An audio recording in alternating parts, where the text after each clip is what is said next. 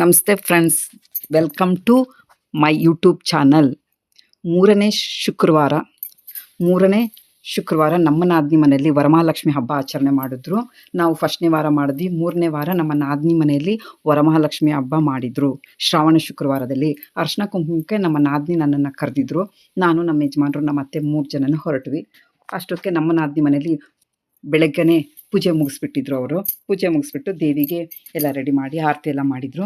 ಮತ್ತು ದೇವಿಗೆ ನೈವೇದ್ಯಕ್ಕೆ ಅಂತ ಚಿತ್ರಾನ್ನ, ಪೊಂಗಲ್ಲು ಮತ್ತು ಉಸ್ಲಿ, ಉದ್ದಿನ ವಡೆ ಎಲ್ಲ ಅಡುಗೆ ಮಾಡಿ ದೇವಿಗೆ ತಡಗೆ ಹಾಕಿ ದೇವ್ರ ಮುಂದೆ ಇಟ್ಟಿದ್ರು ನೈವೇದ್ಯಕ್ಕೆ. ಮತ್ತು ನಾವು ಹೋಗಿ ಟಿಫನ್ ಮಾಡಿದ್ವಿ ಫ್ರೆಂಡ್ಸ್. ಚಿತ್ರಾನ್ನ ಮತ್ತು ಮೊಸರನ್ನ, ಸಿಹಿ ಪೊಂಗಲ್ಲು, ಉದ್ದಿನ ವಡೆ ಮತ್ತು ಕಡಲೆಬೇಳೆ, ಕಡಲೆಕಾಳು ಉಸ್ಲಿ ಇದನ್ನೆಲ್ಲ ಮಾಡಿಟ್ಟಿದ್ರು. ನಾವು ಹೋಗಿ ಟಿಫನ್ ಮಾಡಿದ್ವಿ. ಟಿಫನ್ ಆದಮೇಲೆ ನಾವು ಅಡುಗೆಗೆ ರೆಡಿ ಮಾಡ್ಕೊಂಡ್ವಿ ಫ್ರೆಂಡ್ಸ್. ಇದೇ ಥರ ಎಲ್ಲರೂ ರಿಲೇಷನ್ ಎಲ್ಲ ಬಂದಿದ್ದರು. ನಾವು ಅಷ್ಟರಲ್ಲೇ ಅಡುಗೆಗೆ ರೆಡಿ ಮಾಡಿದ್ವಿ. ಅಡುಗೆಗೆ ನಾವು ಹೋಳಿಗೆನ ಎಲ್ಲ ರೆಡಿ ಮಾಡಿಟ್ಟಿದ್ರು ನಮ್ಮ ನಾದಿನಿ.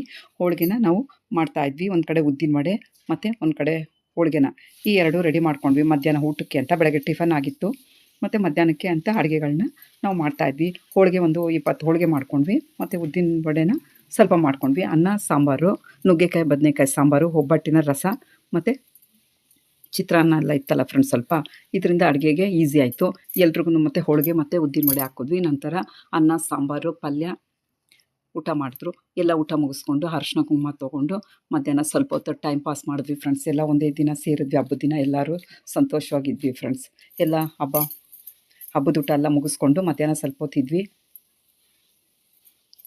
ಎಲ್ಲರದು ಊಟ ಆದಮೇಲೆ ಅರಿಶಿನ ಕುಂಕುಮ ತೊಗೊಂಡು ಹೊರಟ್ರವರು. ಅಷ್ಟೊತ್ತಿಗೆ 4 ಗಂಟೆ ಆಗಿತ್ತು. ಮತ್ತು ನಮ್ಮ ಅತ್ತೆ ಸಹ ತುಂಬ ಸಂತೋಷವಾಗಿದ್ದರು. ಹಬ್ಬ ಅಲ್ವಾ ಫ್ರೆಂಡ್ಸ್.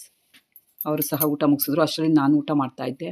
ಎಲ್ಲರದ್ದು ಊಟ ಆದಮೇಲೆ ಸ್ವಲ್ಪ ಹೊತ್ತು ಮಾತಾಡ್ತಾಯಿದ್ವಿ. ಅಷ್ಟರಲ್ಲಿ ನಮ್ಮ ನಾದಿನಿ ಎಲ್ರಿಗೂ ರವೆ ಉಂಡೆ ಮಾಡಿದರು ದೇವಿಗೆ ನೈವೇದ್ಯಕ್ಕೆ ಅಂತ. ರವೆ ಉಂಡೆ ಸಹ ಎಲ್ರಿಗೂ ಒಂದೊಂದು ಕೊಟ್ಟರು. ನಾವು ಸಹ ರವೆ ಉಂಡೆ ತಿಂತ ಸ್ವಲ್ಪ ಹೊತ್ತು ಟೈಮ್ ಪಾಸ್ ಮಾಡಿದ್ವಿ. ಅಷ್ಟರಲ್ಲಿ ಸಂಜೆ ಆಗಿತ್ತು ಫ್ರೆಂಡ್ಸ್. ಎಲ್ಲರೂ ಅರಿಶಿನ ಕುಂಕುಮ ಕರಿಬೇಕು ಅಂತ ನಮ್ಮ ನಾದಿನಿ ಎಲ್ಲರ ಮನೆಗೆ ಹೋಗಿ ಅರಿಶಿನ ಕುಂಕುಮಕ್ಕೆ ಕರೆದ್ರು.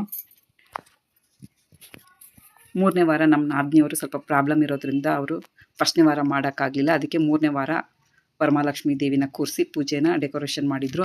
ಮತ್ತು ಅಕ್ಕಪಕ್ಕ ಮನೆಯವರೆಲ್ಲ ಅರಿಶಿನ ಕುಂಕುಮ ಬಂದರು. ಅವ್ರ ಜೊತೆ ಸ್ವಲ್ಪ ಹೊತ್ತು ಮಾತಾಡ್ತಾಯಿದ್ವಿ. ಅವ್ರಿಗೂ ಸಹ ಊಟ ಹಾಕ್ಕೊಟ್ವಿ. ಅವರು ಊಟ ಮುಗಿಸ್ಕೊಂಡು ಮತ್ತು ಅರಿಶಿನ ಕುಂಕುಮ ತಾಂಬೂಲ ತೊಗೊಂಡೋದ್ರು. ಅಷ್ಟರಲ್ಲಿ ಸ್ವಲ್ಪ ಅಡುಗೆಗೆ ಇನ್ನೊಂದು ಸ್ವಲ್ಪ ಹೋಳಿಗೆ ಮಾಡ್ತಾಯಿದ್ದೆ ಫ್ರೆಂಡ್ಸ್. ಯಾಕಂದರೆ ಇನ್ನೂ ಬರ್ತಾನೆ ಇದ್ರು ಜನ.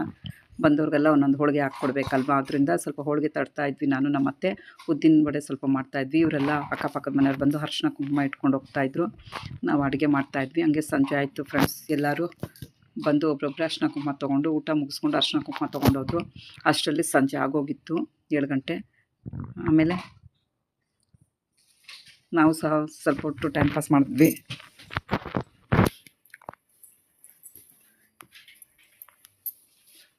ನಾನು ಸ್ವಲ್ಪ ವೀಡಿಯೋ ಲೇಟಾಗಿ ಪೋಸ್ಟ್ ಮಾಡ್ತಾಯಿದ್ದೀನಿ ಫ್ರೆಂಡ್ಸ್. ಸಾರಿ ಫ್ರೆಂಡ್ಸ್, ನನಗೆ ಹುಷಾರಿರಲಿಲ್ಲ. ಅದಕ್ಕೆ ವೀಡಿಯೋನ ಲೇಟಾಗಿ ಪೋಸ್ಟ್ ಮಾಡ್ತಾಯಿದ್ದೀನಿ. ಸಾರಿ. ಈ ರೀತಿಯಾಗಿ ನಮ್ಮ ನಾದಿನಿ ಮನೇಲಿ ವರಮಹಾಲಕ್ಷ್ಮಿ ದೇವಿನ ಕೂರಿಸಿ ಗ್ರ್ಯಾಂಡಾಗಿ ಪೂಜೆ ಮಾಡಿದರು. ಎಲ್ಲ ತಾಂಬೂಲ ತೊಗೊಂಡು ಹೊರಟರು ಫ್ರೆಂಡ್ಸ್. ಆಮೇಲೆ ನಾವು ಸ್ವಲ್ಪ ಹೊತ್ತು ಕೂತ್ಕೊಂಡು, ನನಗೂ ಸಹ ಶುಕ್ರವಾರ ನೀವು ಇವತ್ತೇ ಅರಿಶಿನ ಕುಂಕುಮ ಇಟ್ಕೊಳ್ಳಿ ಅಂತಂದರು. ಆಮೇಲೆ ಹೆಂಗೋ Friday, Saturday, Sunday 3 days holidays friends. ಹಂಗೆ ನಮ್ಮ ನಾದಿನಿ ಅರಿಶಿನ ಕುಂಕುಮ ಇಟ್ಕೊಂಡು ಹೋಗ್ಬಾರ್ದು ಅಂತ ಅವರು ಇರ್ರಿ ಅಂತಂದರು. ನಾನು 3 ಡೇಸ್ ಅಲ್ಲೇ ಇಟ್ಟು ಸಂಡೇ ಬಂದು ಫ್ರೆಂಡ್ಸ್.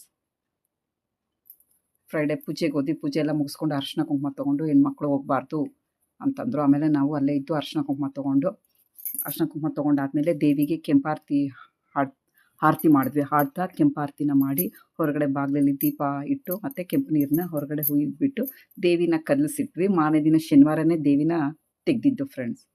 ಆಮೇಲೆ ಅರಿಶಿನ ಕುಂಕುಮ ನನಗೂ ಕೊಟ್ಟರು. ಮತ್ತು ಇನ್ನೊಬ್ಬರು ಬಂದಿದ್ದರು, ಅವರು ಇಬ್ಬರು ಅರಿಶಿನ ಕುಂಕುಮ ಇಟ್ಕೊಂಡ್ವಿ. ಆಮೇಲೆ ಯಾವ ಕಲರ್ ಬ್ಯಾಂಗಲ್ಸ್, ಎಲ್ರಿಗೂ ಒಂದೊಂದು ಡಜನ್ ಬ್ಯಾಂಗಲ್ಸ್ ತರಿಸಿದ್ರು ನಮ್ಮ ನಾದಿನಿಯವರು. ಆಮೇಲೆ ಇಬ್ಬರು ಒಂದೊಂದು ಡಜನ್ ಬ್ಯಾಂಗಲ್ಸ್ ಕೊಟ್ಟರು, ಯಾವ ಕಲರ್ ಬೇಕು ಅಂತ. ಆಮೇಲೆ ನಾನು ಗ್ರೀನ್ ಕಲರ್ ತೊಗೊಂಡೆ, ಅವರು ರೆಡ್ ಕಲರ್ ಬೇಕು ಅಂತ ತೊಗೊಂಡ್ರು. ಅದೇ ಸೈಜ್ ಕೇಳ್ತಾಯಿದ್ರು ಫ್ರೆಂಡ್ಸ್, ಯಾವ ಸೈಜ್ ಬೇಕು ಅಂತ. ಆಮೇಲೆ ಬ್ಯಾಂಗಲ್ಸ್ ಇಬ್ಬರು ಹಾಕ್ಕೊಂಡು ಅರಿಶಿನ ಕುಂಕುಮ ತೊಗೊಂಡಾದ್ಮೇಲೆ ಊಟ ಮುಗಿಸಿದ್ವಿ ಫ್ರೆಂಡ್ಸ್. ಊಟ ಮುಗಿಸ್ಬಿಟ್ಟು ದೇವಿನ ಕದಲಿಸ್ಬೇಕಲ್ವ, ಕೆಂಪಾರತಿನ ಹಾಡ್ತಾ ಕೆಂಪಾರತಿ ಮಾಡಿದ್ವಿ. ಬ್ಯಾಂಗಲ್ಸ್ನ ತೊಗೊಂಡ್ವಿ ಇಬ್ಬರು ಒಂದೊಂದು ಡಜನ್ ಬಳೆ. ಈಗ ದೇವಿಗೆ ಕೆಂಪಾರತಿ ಸಹ ಮಾಡ್ಕೊತಾ ಇದ್ದೀವಿ, ಹಾಡ್ತಾ ಇದ್ದೀವಿ. ಭಾಗ್ಯದ ಲಕ್ಷ್ಮೀ ಬಾರಮ್ಮ ಅಂತ ಹಾಡ್ತಾ ಇದ್ದೀವಿ. ಆಡ್ಬಿಟ್ಟು ದೀಪನ 2 ಬಾಗಿಲು ಹತ್ರ ಅಂದರೆ ಹೊಸಲ ಹತ್ರ 2 ದೀಪ ಇಟ್ಬಿಟ್ಟು ಕೆಂಪಾರತಿ ಅಂದರೆ ಕೆಂಪು ನೀರನ್ನ ಹೊರಗಡೆ ಒಯ್ದುಬಿಟ್ಟು ಬಂದರು ನಮ್ಮ ನಾದಿನಿಯವರು. Thank you for watching. ನಿಮ್ಗೆ ಇಷ್ಟ ಆದರೆ ಈ ವಿಡಿಯೋನ ಪ್ಲೀಸ್ ಲೈಕ್ ಮಾಡಿ, ಶೇರ್ ಮಾಡಿ, ನನ್ನ ಚಾನಲ್ಗೆ ಸಬ್ಸ್ಕ್ರೈಬ್ ಆಗಿ friends. Thank you for watching. ಹೇಗಿತ್ತು ಈ ವಿಡಿಯೋ?